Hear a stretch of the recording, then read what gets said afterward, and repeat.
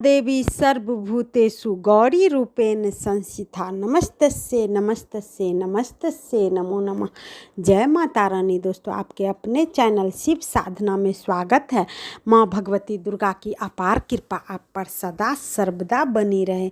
दोस्तों, आज मैं आपको बताने जा रही हूँ कि नवरात्रि का 8वां दिन माता महागौरी की पूजा विधि, मंत्र, महत्व, क्या कथा है और क्या उपाय करें जिससे माता महागौरी प्रसन्न होकर भक्तों की समस्त कामनाओं को पूर्ण कर दे।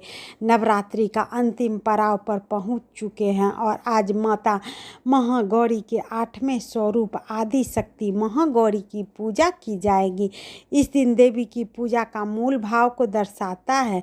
देवी भागवत पुराण में बताया गया है कि माँ के 9 रूपों में 10 विद्या सभी आदि शक्ति के अंश और स्वरूप है, लेकिन महादेव के साथ की अर्धांगिनी माता पार्वती सदा इनके साथ विराजमान रहती है।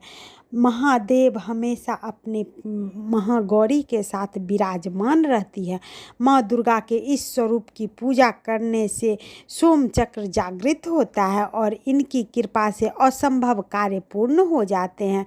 ज़्यादातर घरों में इस दिन कन्या पूजन किया जाता है और कुछ लोग नवमी के दिन पूजा अर्चना करने के बाद कन्या पूजन करते हैं।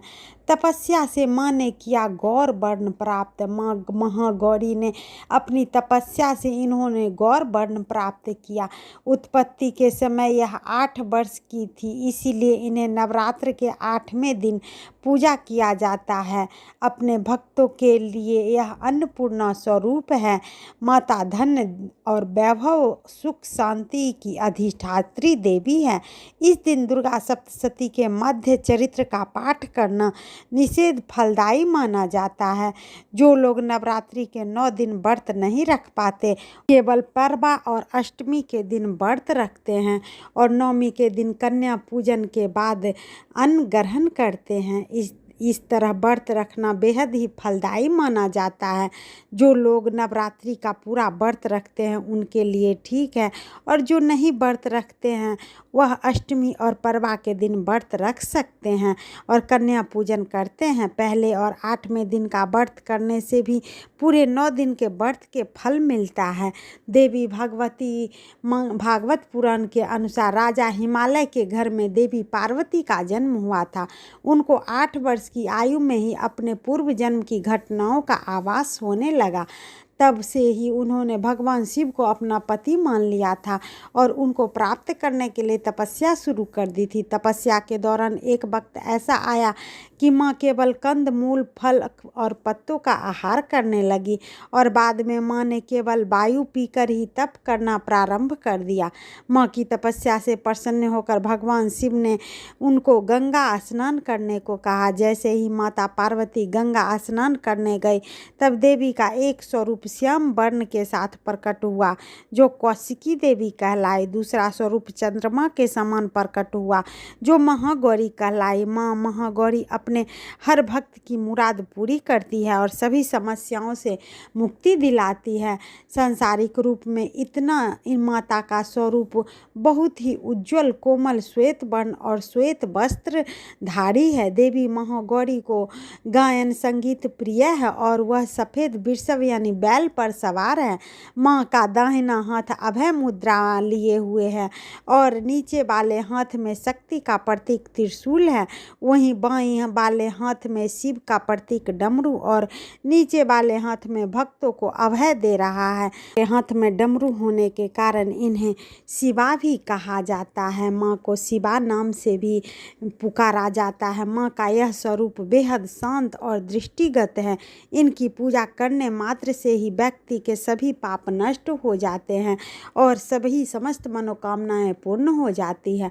अष्टमी तिथि के दिन महागौरी को नारियल या फिर नारियल से बनी चीज़ों का भोग लगाया जाता है।